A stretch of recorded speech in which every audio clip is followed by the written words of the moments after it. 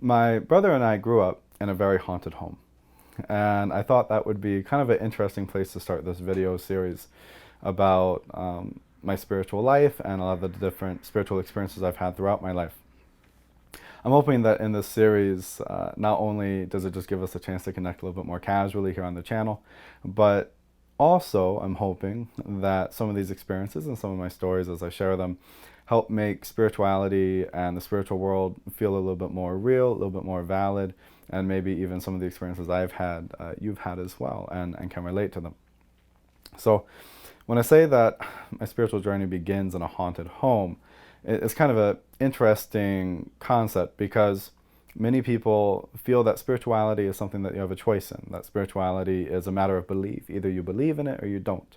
And if you believe in it, then maybe you have to suspend your reasoning about certain things, your logic about certain things. And I think that's interesting because if you've ever actually lived in a haunted home, and I don't mean just haunted like some things go bump in the night. I mean, if you have ever been terrified and lived in horror for years at a time because of the unexplainable phenomena happening in your home that at times were even physically violent and psychologically violent, then you know that in that situation, a belief in the spirit world is not a belief anymore. It's just a fact, right? The ability to choose to believe in that has been removed from you. You don't have that freedom. And in that situation, you realize it's actually kind of a nicety. It's kind of a pleasantry to have been able to live the kind of life where spirituality was just a choice for you, or where this kind of belief was a choice you had the freedom to make on your own. My brother and I didn't have that freedom. I have a twin brother.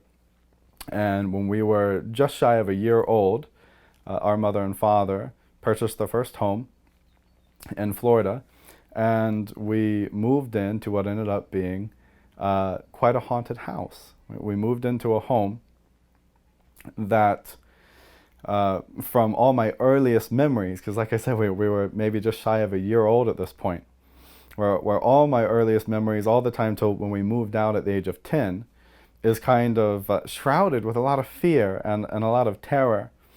There's a few interesting things about the haunted phenomena that would happen in this home. For one, for the most part, I can say every single experience that I had, my brother had as well. And it's quite difficult for two people to hallucinate the same thing. It may be possible, but it's certainly not a common phenomena. And in fact, this has been in some ways a blessing throughout my life, that for many of the kind of unexplainable experiences I've had throughout life, my brother has often been there, and on many occasions, multiple other people were there as well to validate the things and to help at least make one feel that one wasn't losing one's mind, right? Because there's other people who had a similar hallucination or experience, or who may have, because of that, are actually giving credence to the idea that maybe something legitimate happened, maybe something truly supernatural occurred. And I'm not going to say that throughout the course of these videos you should believe every single experience that I share. In fact, and I'm not going to share with you a lot of experiences I've had, because there are some that require too much of a suspension of belief. So as much as possible, I'm just going to try to share experiences with you that actually a lot of other people have had in life too. I'm not the only person to grow up in a haunted home. And it's not necessarily the most pleasant thing. It has some interesting side effects. In my brother and I's life, it ended up proving to be a very positive thing. I've met people who were not so lucky, and they didn't respond to it or transform from it in a very positive way, and oftentimes still remained haunted psychologically long after the actual hauntings themselves were over. I don't know why hauntings are still a subject of belief. There's a seemingly limitless amount of evidence for it, but because it comes down to belief so often, when you're dealing with spiritual phenomena, no amount of evidence seems to work. It's a strange thing. Many conversations I've had with people where you can show them pictures, videos, all kinds of things as evidence and corroborating witnesses, and it doesn't matter. If they don't believe it's real, they're not going to accept it. So that aside, that's not a choice that my brother and I really had. We grew up in what I would call, to some extent, a violently haunted home. And that's not to say that my entire childhood was spent in terror. I have plenty of good experiences and memories at this home. But what's interesting about this haunting is there seemed to have been multiple entities. It wasn't just our home. Our neighbor's home was haunted as well. And in fact, I still know the people who've lived in that house next to my old childhood home. I've known the family for the last maybe 20 years or so, and I've known the two children who grew up in the home, and now they're adults and they're living their life, and they all have lots of ghost stories.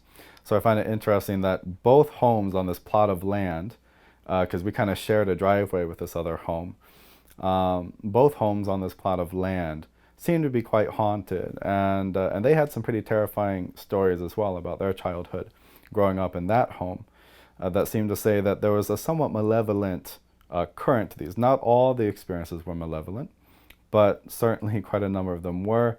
In fact, my brother had a scar down the center of his back until he was in his teenage years. You could see the vague outline of claw marks going down the center of his back from a shared dream that he and I had. We were in bunk beds, and when we were maybe 5 or 6 years old, he and I had a shared dream of an entity trying to harm us and attack us. And in the dream, the entity scratched him, and then we both woke up to my brother screaming. He was on the bottom bunk, I was on the top, so I jumped out of the top bunk and went down there with him, and he was bleeding on his back. And this was one of many, many experiences like this. It was not a particularly pleasant thing, right? It's not a subject of belief, and it's not something we wanted to believe. I mean, my mantra, both my brother and I's mantra when we were young, was to just close our eyes and repeat as many times as we could, there's no such thing as ghost. There's no such thing as ghost. There's no such thing as ghost. We were chanted all the time at night. And it never worked. It never made anything stop. One of the earliest memories I have of spiritual phenomena happening in the home was these two children who would come in the night every now and then and try to get my brother and I to play with them. And it'd be usually, I don't know how late, it was quite late, the whole house would be asleep, my parents would already be asleep. And it was a little boy and a little girl. And they would come in and try to get us to play with them. And my brother and I were terrified. We didn't want to play with them. This wasn't something we loved to do. That this wasn't two little kids dreaming up and imagining playmates. Right? We were twins. We had each other. We just goofed off with each other if we wanted a playmate. But we would both see these two children in the doorway. And they would come into the room and sit in the center of the room and try to get us to come play. And sometimes we'd acquiesce and go sit with them. And we were scared, And we would my brother and I would be holding each other's hands, and we'd be trying to help each other get over this experience. And I remember, because we were maybe 3 or 4 years old, we were very young.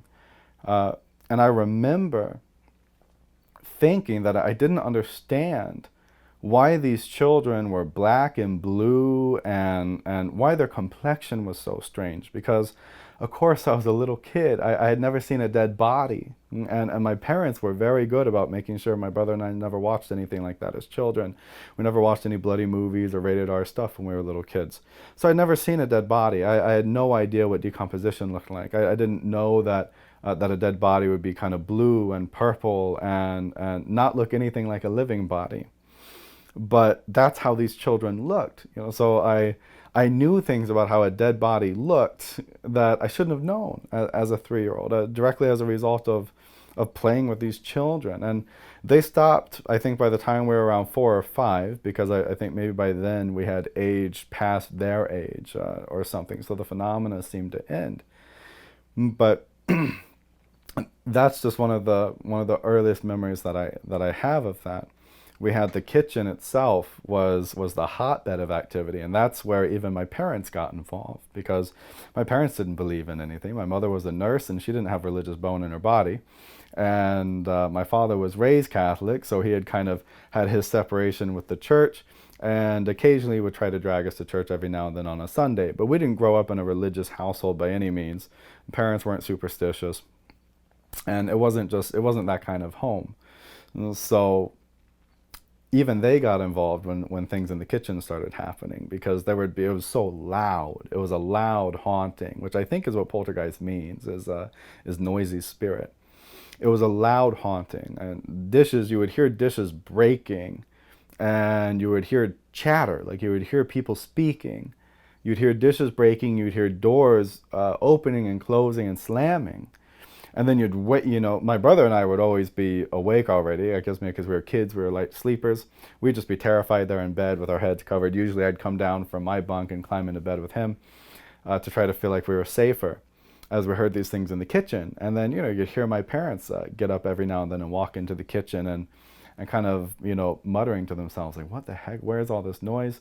And we'd go in the morning, or they'd go in the middle of the night, turn on all the lights and see nothing was broken. No doors had opened or closed, no dishes were broken, everything was right where it always was. But you could hear the sounds of it at night. And this wasn't nightly, but this was an experience that I had hundreds of times as a child growing up. We had a shadow figure in the house that would move around, that was seen by my brother and I many times, that was seen by my parents, that was seen by the woman who bought the house after us. In fact, the haunted activity seemed to have kicked up after we moved out, because the poor woman who bought the house after us came up to complain to us. We ended up moving to a house a few blocks down the road. And she actually got up early one morning, spooked out, and walked up to the house. She walked to our new home and complained and was quite upset because she couldn't handle the haunted activity that was happening in the home. The shower was turning on and off on its own. She was waking up to voices during the night.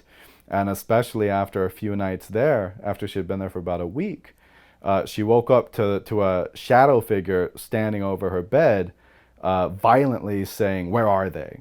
That's how she woke up. She was just sound asleep, and then she heard this, "Where are they?" And she saw this shadow figure, and it freaked her out. And I don't know to what extent activity died down over the years. I think the house has changed hands once or twice since then. But that's the home that I grew up in. And because of that, spirituality was just the only logical step, right? Like trying to find a spiritual path, or to meditate, to learn how to pray. Even when I was young, I developed quite a religious bone, because it was just the only way I could think of to deal with some of the spiritual phenomena that was happening, to try to subjugate it or get rid of it. I was a little child, didn't know what to do. I remember trying to read different recipes for how to bless water as a little kid, and having my mother read the prayers and stuff, and combine the ingredients like the hyssop and stuff like that, using the old formulas, so that my brother and I could take the little vial and go around and chant a prayer and try to sprinkle it in all the rooms to try to get this activity to stop, because it was horrifying. And we had a friend, and this was actually a fairly common experience. We would have friends come over, and they wouldn't be able to stay the night, or they just didn't want to stay the night. We had one friend come, and in the middle of the night, called home to their parents, and just was just crying, was scared, telling their parents they needed to come pick them up. And the parents thought there was abuse or something happening in the home, because the kid wouldn't say what was going on, and we were trying to get our friend to talk to, like, what did you see? What did you experience? We know the house is haunted. Like, well, what happened? And he wouldn't say anything. He was just crying, and he was shivering, and he sat there quietly until his parents arrived. He got in the car. My parents talked to their parents. We didn't know what was going on, and the kid left. We had an incident with my younger brother, who was maybe 5 years old at the time. No, he must have been 5 or 6. It was shortly before we moved out of that house. And he had a friend over, and they were asleep. And then we wake up, this kid is running out of the house in the middle of the night, and he actually runs about halfway home before a police officer or somebody sees this kid running through the streets in the middle of the night. And got them in touch with their parents, and then the parents came and picked them up, and then police started to get involved. People didn't know what was happening. And again, the kid was terrified. He had some kind of experience during the night that he couldn't speak about, that terrified him. He'd just go white in the face.